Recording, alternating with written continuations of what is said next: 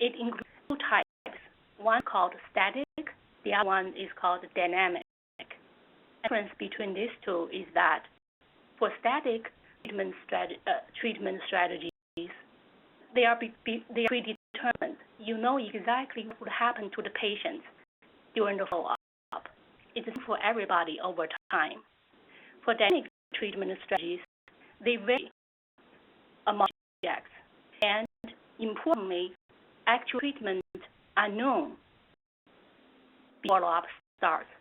Actual treatment will depend upon what happens after baseline during the follow-up. Although the rules for the study protocols are predetermined.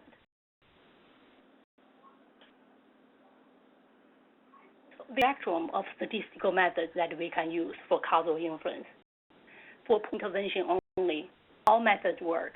We learned that from our SIMPOD conference by listening to Miguel's presentation regarding this topic.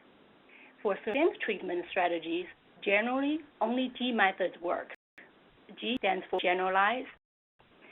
G methods include three methods: GNOLA, which is focus, estimation of structural nested models, and inverse probability weighting of original structural models, such as W-robust.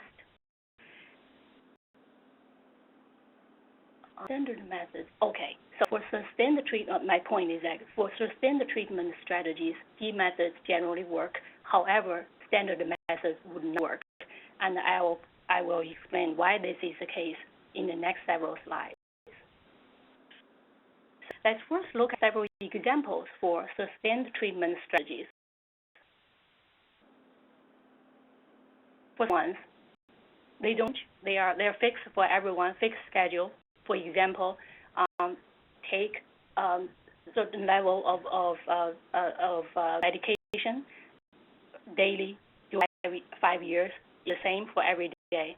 They just remind me yesterday, this is actually a pretty fun study, right? Like pragmatic trial. Like pragmatic trial, yes. And never down to the sustained treatment strategies, dynamic treatment strategies.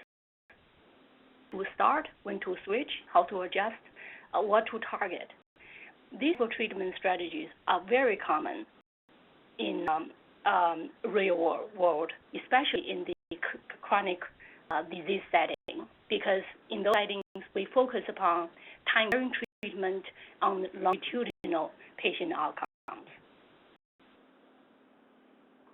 For dynamic treatment strategies, I want to give some specific examples. Sometimes it's difficult to understand the concept. So for when to start, we can think about an ART treatment based on CD4 counts among HIV patients. There are many published studies that compare different initiating HIV therapy studies.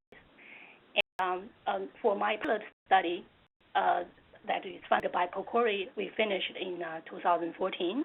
We look at this is not a pilot study, but never mind. So for this example, is that what is the timing for timing to start ESA therapy based on hemoglobin value among CKD patients? Start at the first time that hemoglobin drops below 9, 10, or 8. I mean, what's the optimal timing for you to start ESA therapy? And the other example is when to switch. When to switch from TDF therapy to TF based on waning kidney function on HIV patients, because TDF is known to damage kidney function, and you want to switch to a different therapy to reduce the rate of kidney function decline. And the next example is actually our pilot study, which I will talk in detail in our next webinar, from science to technical, to give you a full scope of this case study. So in that study, we compared different target treatment strategies should we target at hemoglobin hematocrit 39, 36, or 33? These are the treatment strategies that are very commonly used historically and currently among hemodialysis patients covered by Medicare and using ESA therapy. So clinical trials have not examined those three different therapies. Now, why methods are needed for sustained treatment interventions, especially dynamic ones? Because of time-dependent confounding. There are many different names for that. Oftentimes they are used interchangeably. Treatment confounder, feedback, guider, stratification bias, treatment by indication, time-dependent selection bias. We have the problems. GMAs can appropriately adjust for measured time-varying confounders that are affected by prior exposure. In this situation, standard conditioning methods, for example, regression methods, matching, stratification, they would not work. They have time-dependent confounding. I want to use this simple DAG to show two things. Number one, what do you mean by time-dependent confounder? Number two, why have this causal structure that the standard method would not work? For dependent confounder, there are three things. One is that it's a predictor of subsequent exposure, dependent risk factor for the outcome, and most importantly, itself is affected by prior exposure. So L here in this simple DAG is a time-dependent confounder because it's affected by previous exposure A0. Have this situation. You conditioning on L by putting a boxy here. I mean that in the traditional analytical techniques, I want to adjust for that. By conditioning on L, which is in this case a guider or a common fact, we use a causal relationship between A0 and U, thereby opening up a new backdoor from A0 through U to Y. And that problem that is traditional techniques. How do you deal with these problems using the G-formula approach? To use the comparison between these two diagrams to show how G-formula works in this case. Basically, if we do the comparison of these two tags, we can see there are two differences. One is that the link between L1 to A1 is removed, no longer there. And the G-formula does it by the treatment be fixed in mind by the hypothetical intervention.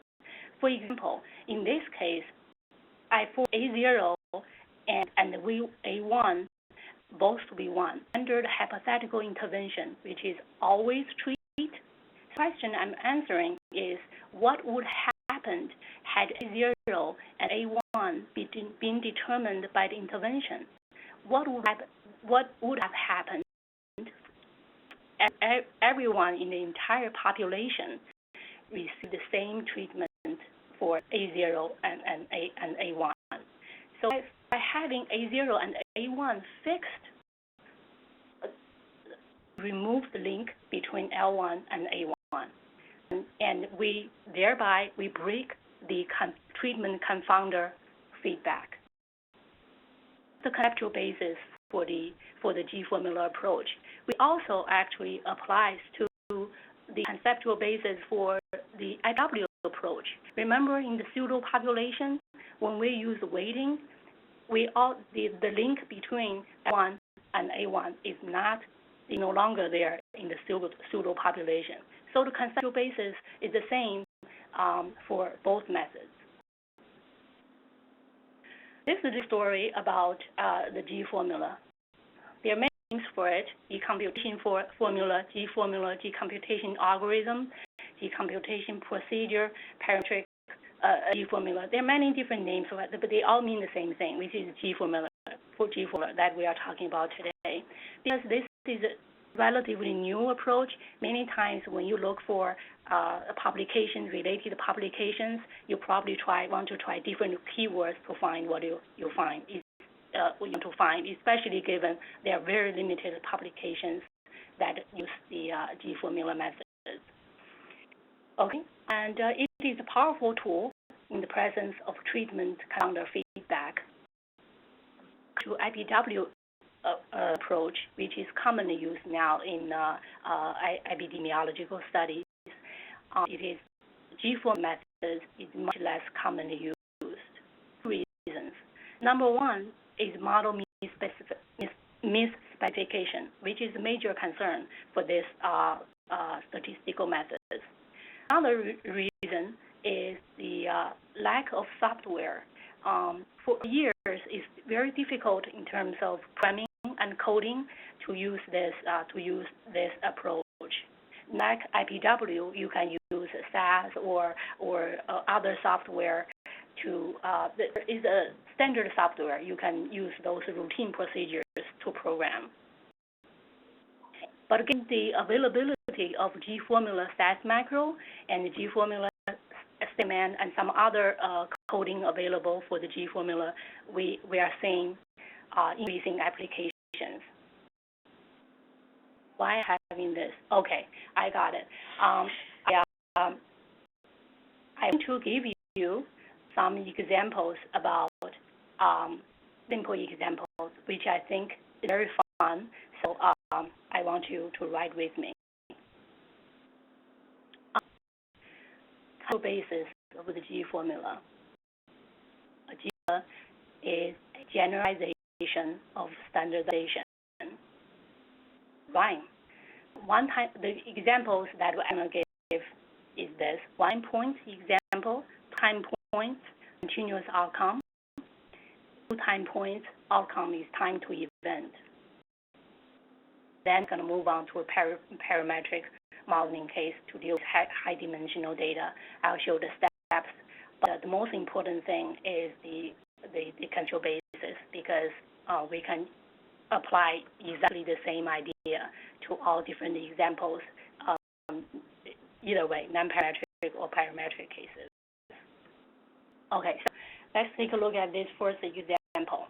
Can you explain this example well? You will understand the G formula without a formula. Okay.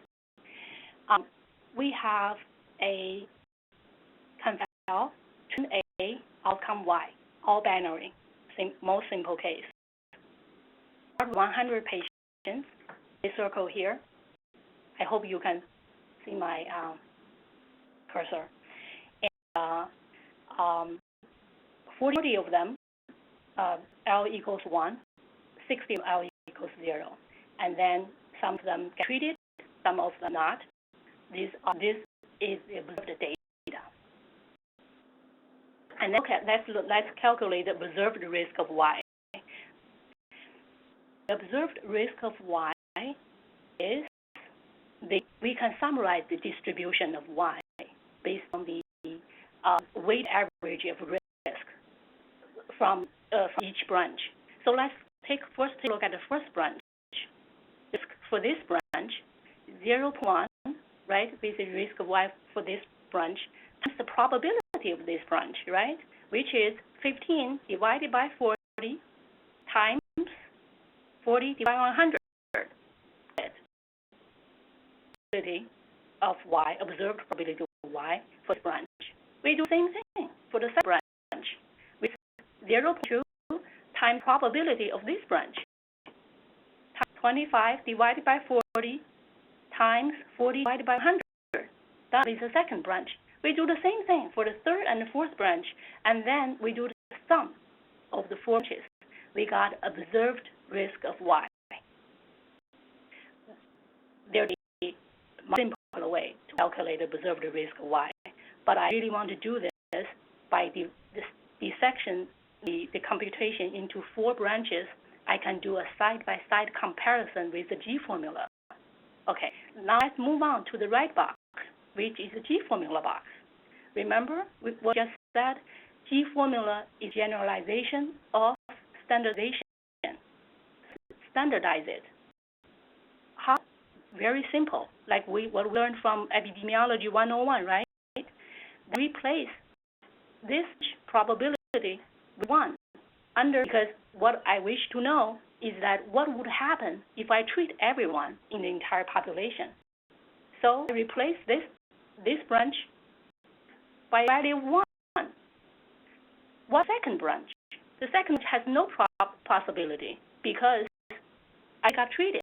The third branch, I replace again, do the same thing. Replace 20 divided by observed probability for this branch. I replace that, I plug in a new value, which is 1 again. So, and the last branch, the blue one, is also 0. So we've done it. We've done standardization, and this is formula. And it will give us a causal answer, which is that what would happen to the population if everyone in the population is treated. So the idea of generally how G formula works. Yeah, okay, all right, so let's move on to the second example. Same process applies to all examples. Example case, complex data case, metric case. Let's look at this second example.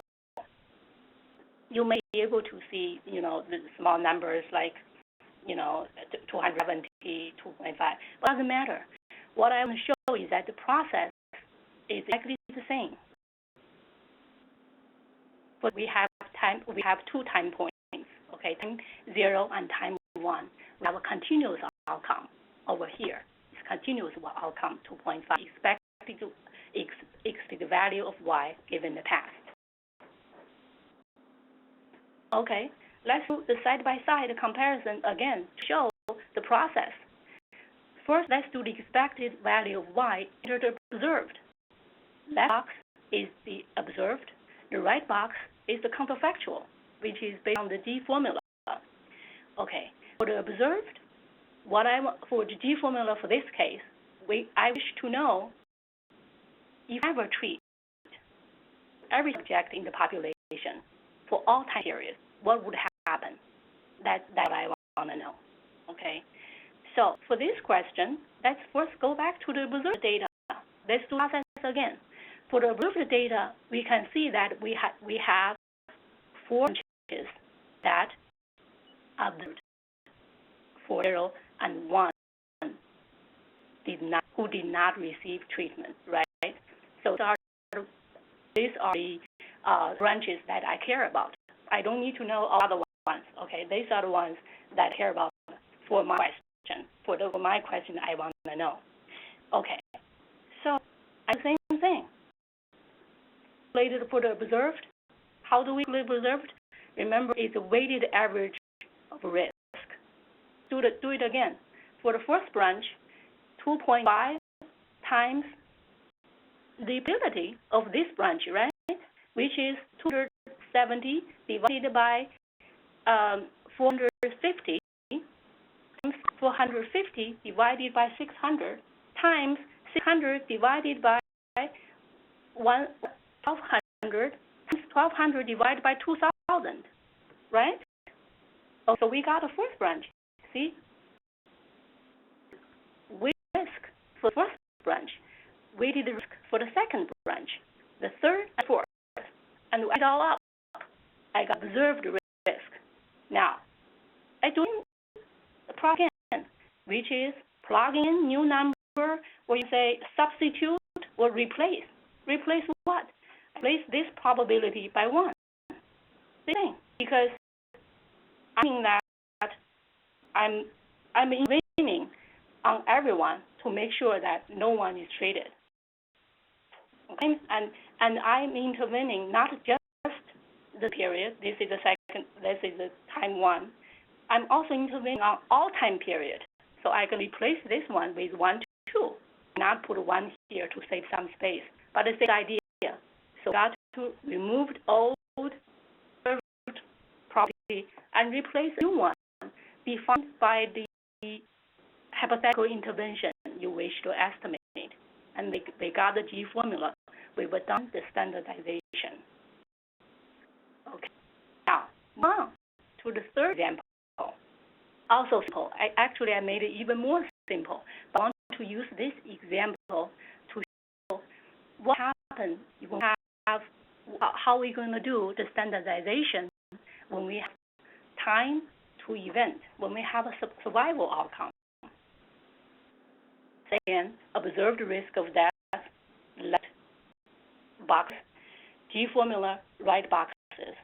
And with this case, for G formula, we wish to estimate 3 hypothetical interventions: always treat, never treat, and do nothing in the first 5 years, but treat, survive to year 5. The third one could be considered as a dynamic treatment strategy, right? So it's the same idea. The thing is that when we have time to event, we have to there for each branch, regardless it's observed or a G formula. For each branch, we have 2 components for this possibility, which is probability of death in the last 5 years given the past, plus the probability of death for the years given the past. So we have 2 components for each branch, so that previous examples we just have 1, right? Now we have time to event. So for each time point we have a risk of death. So we need to, for each branch, we need to add these 2 components together. For example, for this one green, right? For the green branch, for the risk of death, we have 0.051 times 0.5, which is the probability for this branch, time given they survive the first 5 years, right? What's the probability of surviving the first 5 years? It's 1 minus the risk of death, which is 1 minus 0.05 times 0.5. Okay, we got the components for this part. Then we need to add on the previous components, the risk of death in the first 5 years. So we add this on. This is the first component, 0.025, which is risk of death in this circle, times 0.5. So we did for the branch. And we have 2 branches. We would plug in game again, right? Depending upon what you want to estimate.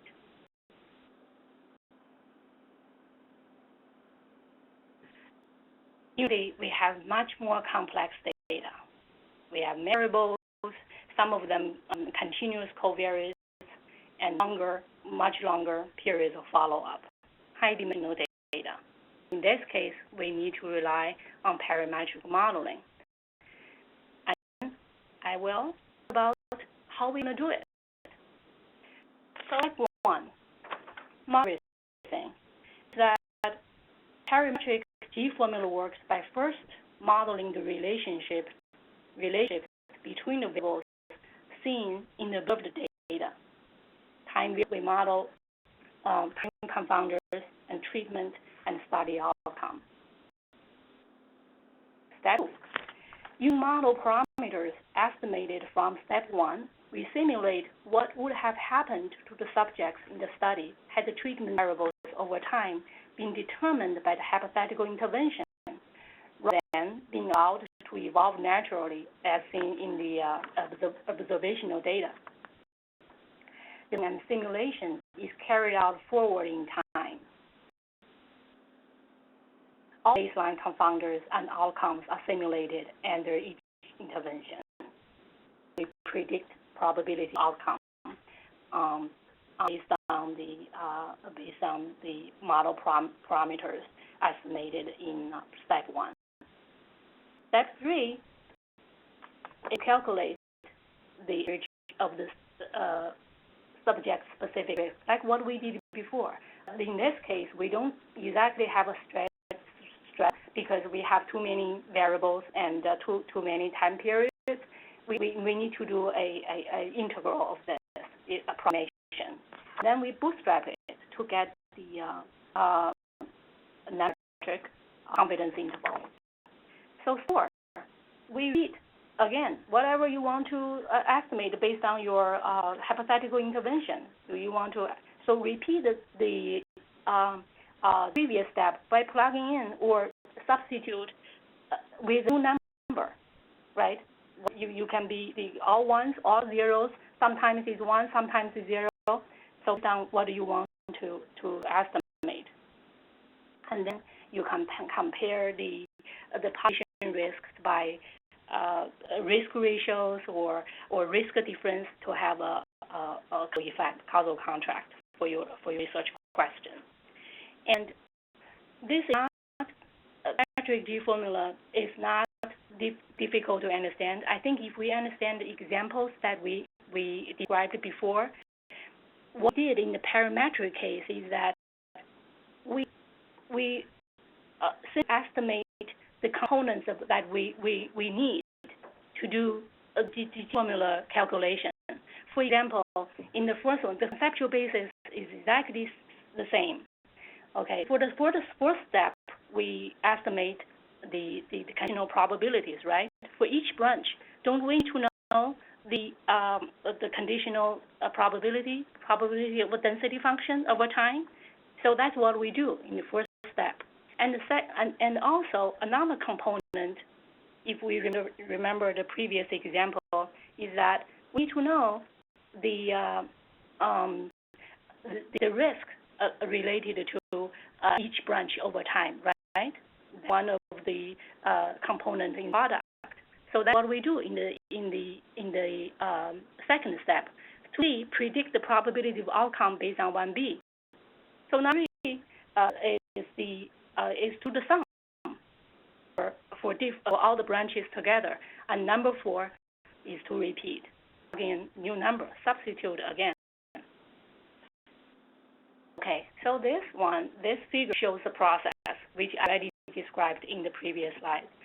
For example, we start with baseline data, and we start with baseline data, and we start intervention also at the baseline by using the real data, and you intervene on the baseline data, and then you can predict what the outcome for the next time period. For example, for the depending for our pilot study, for each time period we are predicting the probability of death in the next time period, which is each time period is months.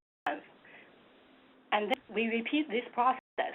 For time t, we have generated a value for the COVID data, and we intervene on the treatment variables, meaning that we replace those probabilities with the new probability based by the intervention, and then predict the outcome. The duration process occurred over time, and do the cumulative risk of outcome by taking the sum of risk for each time period. Okay, Jessica, you might want to talk about I know there is a temporal relationship, right? So is the covariate baseline data and covariate data, and then intervene and the patient outcome. So treatment strategies compared by the G formula. You can compare anything you want to compare. Okay, many different hypothetical interventions: static, dynamic, deterministic, random, whichever you name it. Different combinations of values, and joint interventions, and the natural course, what would have happened, and the no intervention, simulate and observed under observational regimen. So what else then? Okay. What I meant is that we need to, I'm not sure. Okay. So basically have a scorpion, lollipop, or we can do cookie catch or candy toss, and to exercise a little. Just do not leave. Okay, we're close to the end. Now, we need to talk about assumptions. When we allow assumptions to color our research, rather than have research challenge our assumptions, the result is invariably pseudoscience. Even novella is known for skeletal movement and critical thinking. In your mind,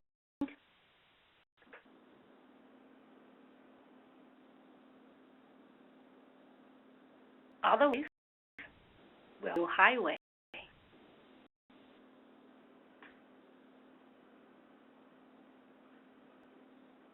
Assumptions. Portion, no unmeasured or residual or time-varying confounding exchangeability. Okay, the G formula works. Because with assumption, no unmeasured confounding factors, which is not unique, by the way, for the G formula approach. I think it's common for all causal inference methods. Second assumption, positivity. Positivity, you can think about it this way. It's violated when no one is following the intervention of interest for certain confounded history. The probability needs to be greater than 1. And then the most important one, highlighted in red, specifically more pronounced for the G formula method. And this models for time-varying confounders and outcomes should be correctly specified. No model misspecification, which is a strong assumption for this approach. When assessing model fitting, model misspecification, again, is a major concern. What we can do is that we compare the results based on natural course, which is under no intervention, based on observed data, and in contrast with the actual observed data. If they on top of each other, if the results are very similar based on these two cases, at least I think we can say that significant or severe model specification can be ruled out. And but in general, it's not the assumption of model misspecification. It cannot be tested, and we can only do the model fitting thing in an ad hoc way. Okay, now we're stuck between a thing and a rock. We want to compare G versus probability weighting. Which one should we use? That is the similarities between the two. They're similar in many ways. In terms of capability, they can both adjust for varying confounders. And in terms of their assumptions, also similar. They also both can compare multiple strategies simultaneously. Different formula goes for each time varying covariance and outcome. We have more models, parametric models needed for G formula approach. And it is more sensitive to model misspecification because of the first rule. So that is a much stronger concern compared to the IPW methods. And the G formula is a fully parametric approach based on maximum likelihood estimation, which means your CI, meaning like narrower confidence intervals, or more efficient compared to IPW approach. Happy to give you innovative thinking. What are guidelines? Let's see the guidelines. Okay. Now I want to describe some situations in which that we might want to use G formula, or G formula I think is appropriate to use for these situations. First, then when we analyze dynamic treatment strategies, because the thing about G formula is that it's very natural. It's easy for you to plug in a dynamic treatment strategies. You find the treatment strategies well, and you can implement this formula. Like IPW approach, remember that if we use IPW approach, sometimes we have to do artificial censoring, and itself is very difficult to do. Sometimes that it could be very time-consuming to do that. And for joint interventions, this is Sarah's paper. Do not smoke and exercise at 30 minutes per day. Different interventions, you estimated you want to intervene at different interventions at the same time, simultaneously. You can do more than that. You can do 3 or 4 joint interventions altogether. And then population level interventions, and then that's why G formula is very, very, very useful, can be very meaningful, because it does give you a causal inference on population level interventions. And many times it might not be feasible to use IPW approach. For instance, when the positivity assumption is severely, when too few subjects are following the intervention. Another scenario is that when outcome is continuous or categorical, in this case, it's probably difficult to implement IPW. And lastly, we might want to use G formula methods to conform IPW findings. After all, trying different causal inference methods is difficult. Is important to get results that we feel more confident with. So, I'm just going to jump in on the previous slide. So it wouldn't be the outcome, it would be the treatment. Oh. When the treatment is continuous or categorical, IPW can break down. Thank you, Jessica, for pointing that out. How come you did not catch that? Yes, that was my fault. Okay, so this is a summary. It's a summary, a very short summary, okay? The G formula can be used to estimate the effect of interventions in the presence of time-dependent confounding, and estimate counterfactual risk on hypothetical interventions by standardization. And it is powerful but underutilized. Reading. Commons paper is the first realistic application to a complex longitudinal study. You can study and get you prepared for our next webinar. And to better understand the conceptual basis and the comparison between G formula and other methods, we can Yes, press the button. Okay, these 2 papers are very good at it. So read these 2 papers in company with the examples that I gave in the slides. I think you will definitely get it. Definitely get it. How G formula, how the standardization process is done. And then lastly, to get prepared for next webinar, you can look at the GMacro and the documentation, which is available. You can do the free download from the Harvard Causal Inference website. Acknowledgement. Thank you, Corey. You funded our study. Discussion. Before we get into the open questions, opening up our Q&A session, we have 15 minutes left. So you have time. Do you have any comments on my slides? Any mistakes? Any issues?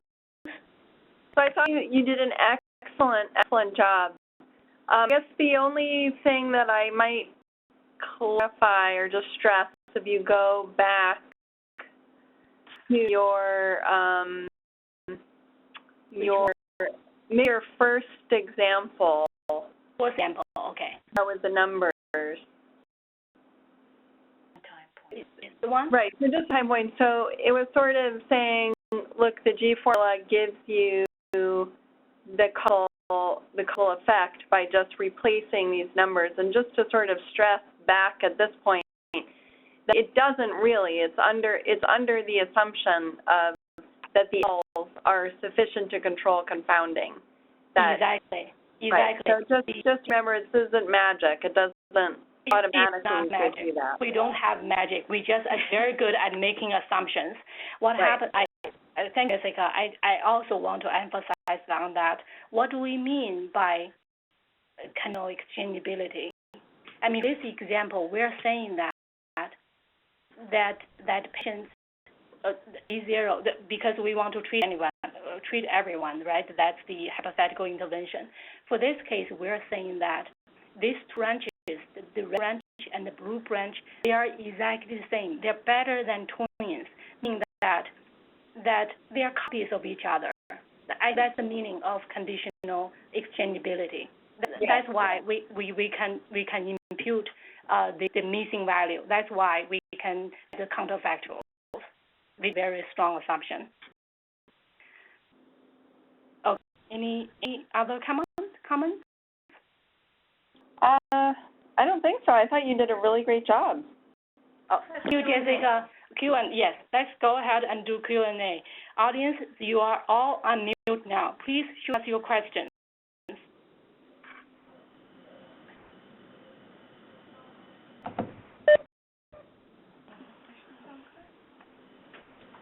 Please go ahead, please. So quick questions.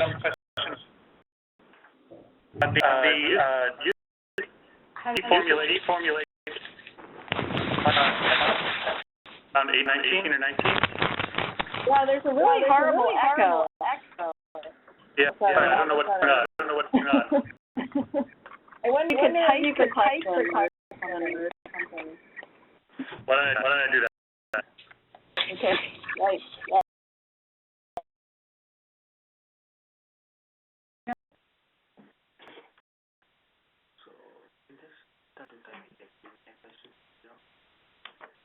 Okay. Do we have questions right now? Did you unmute people?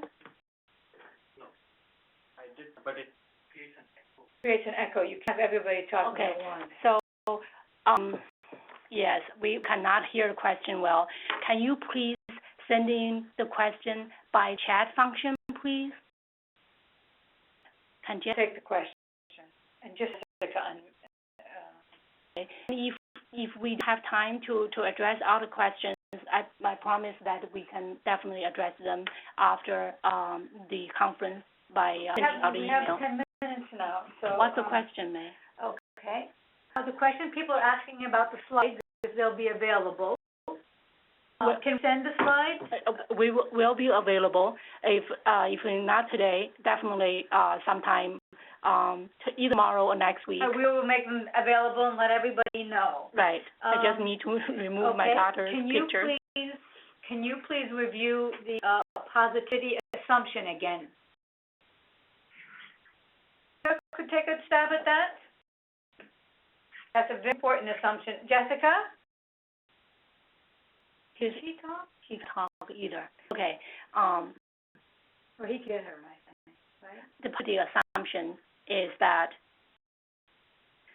we are assuming that for every COVID level, cells in data, the ability for having that COVID value is greater than zero.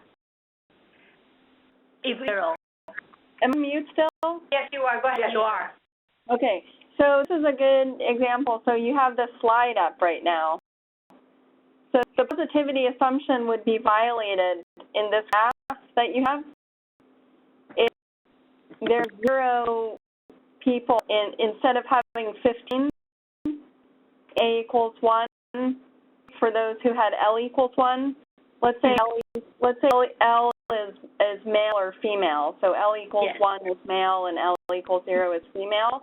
And your question is, I want to know what is the risk of the outcome if we treated everyone. Well, if nobody is treated amongst females or males, then you can't, and the G formula, this function that you've just computed is identified because you're going to have,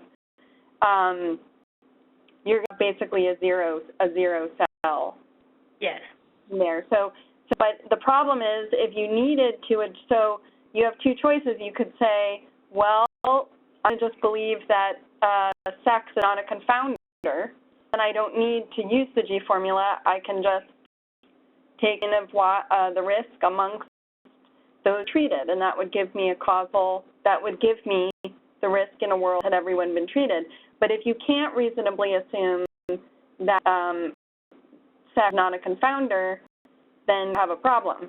Like we're sort of stuck because we need to be incorporating L into this computation, and you'd have one component of this formula would be undefined because it's treated within that level of the confounder. Okay, thanks, Jessica. Here's another question.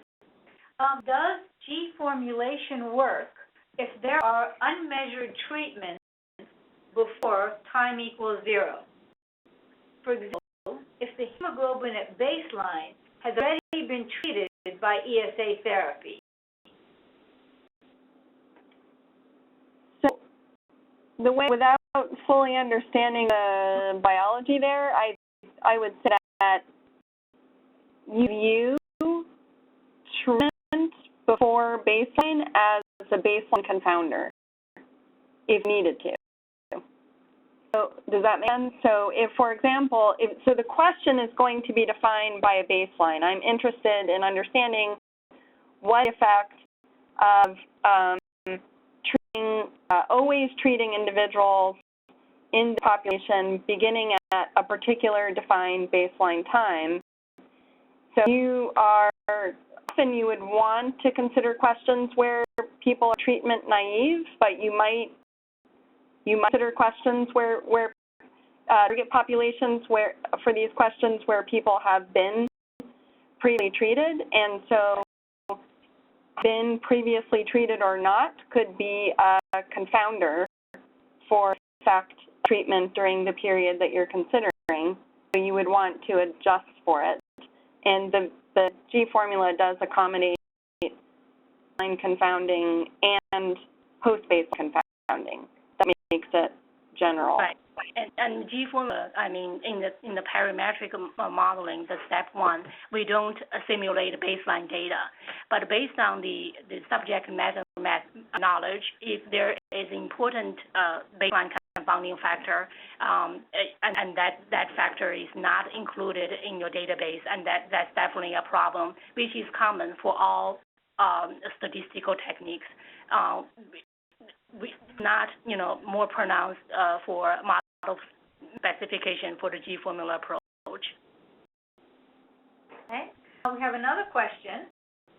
How does this approach, the G formula approach, differ from Chen and Pearl, 2016, graphical tools for linear structural equation modeling? How does it differ from their approach to follow what happens under counterfactual scenarios? Are you familiar with that paper, Jessica? So I'm not familiar with that paper per se, but I'm familiar with some of the distinctions between Pearl and Robin. So basically, I haven't read Tien and Pearl per se, but basically that framework of a structural equation model, the ultimate statistical technique you use wouldn't necessarily be different at all. If you were to, if you were interested in, say, I want to know what is the difference in risk had everyone been treated versus everyone not been treated, the only difference is really some very subtle underlying differences in the way you would define the exchangeability assumptions, which have absolutely no bearing in practice and observational studies. The difference would be that the structural equation models make some make stronger assumptions than what Robin tends to call single world models, but really those differences have no bearing in practice. So I don't know what that paper says, but a lot of the papers that Pearl writes on non-parametric or parametric or linear structural equation models, you'll see that he writes as well about the G formula as an ultimate way to estimate this of a question in observational data. The difference is sort of just how they set up the conceptual problem. So it's I would say it's effectively the same. Okay. That's probably not a very satisfying answer, but it's very philosophical, the differences, and it's very little difference in practice. Okay. Another participant was asking us about seeing more references about the applications of the G formula. For instance, they're apparently familiar with Jessica's weight loss and coronary heart disease manuscript and our kidney disease application. He's currently working on a paper right now that will actually contrast the G formula and the IPW. Do you want to talk about that, Yi? We will talk about that in detail in the next webinar. Oh, in the next one, but that also will be putting out to publication. Exactly. I will summarize where the existing applications. And also, there are very few. There are few, but I will talk about the case studies from science to technical, and as well as how a G formula that's macro can be used to implement the technique.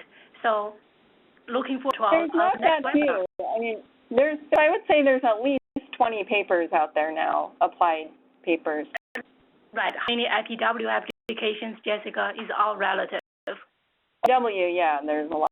Yes, 20. Right. And I have all those 20 papers. So I'll do summary in the next webinar. And I think that is all the questions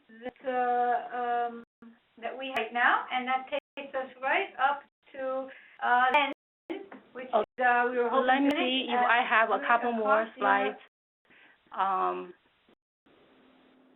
Additional questions, May? No, I think that here are no. Let me just check one more time. I think that's it. People are looking forward to getting the slides, and hopefully everybody can join us again next week, Thursday, same time. It's going to be one more question. It's last one of the day. Could you comment in real time on the ease with which to specify modeling in these cases? For instance, how to elicit model specification from subject matter collaborations, collaborators such as physicians. How is it a difficult one? Sorry, I don't understand the question. Can you repeat it? Okay. How can you, how easy is it to specify modeling?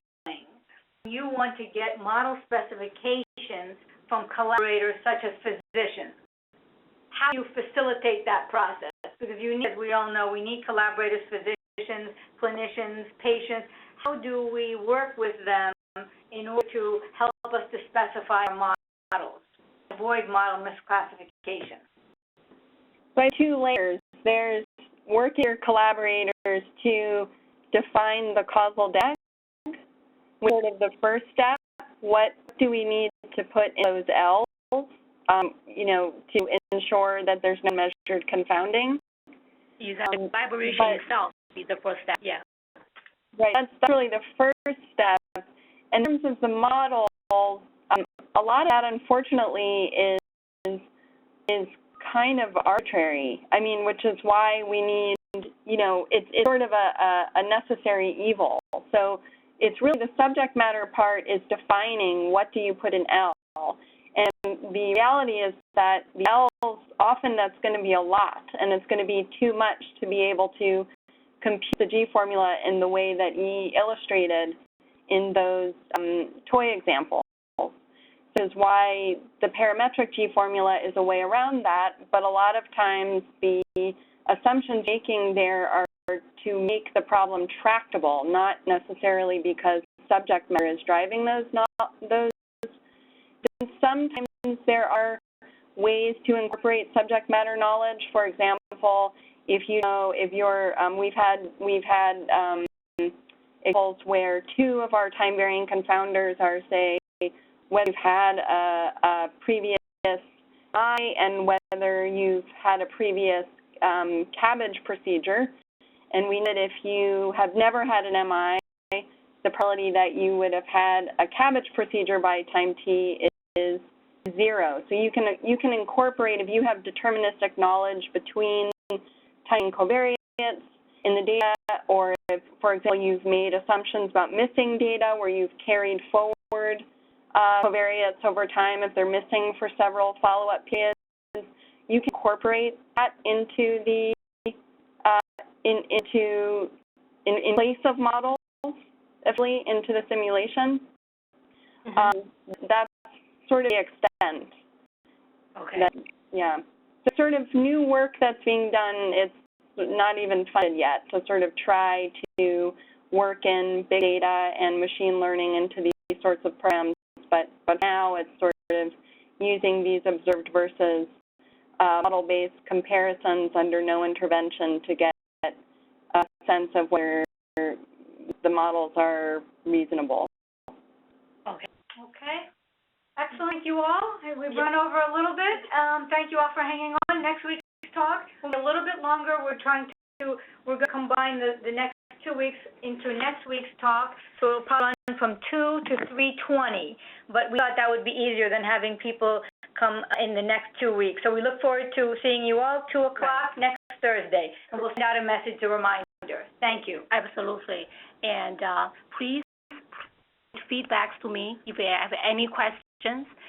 So we will come in next week talking about real-world applications and the use of G-formula macro. Thank you all.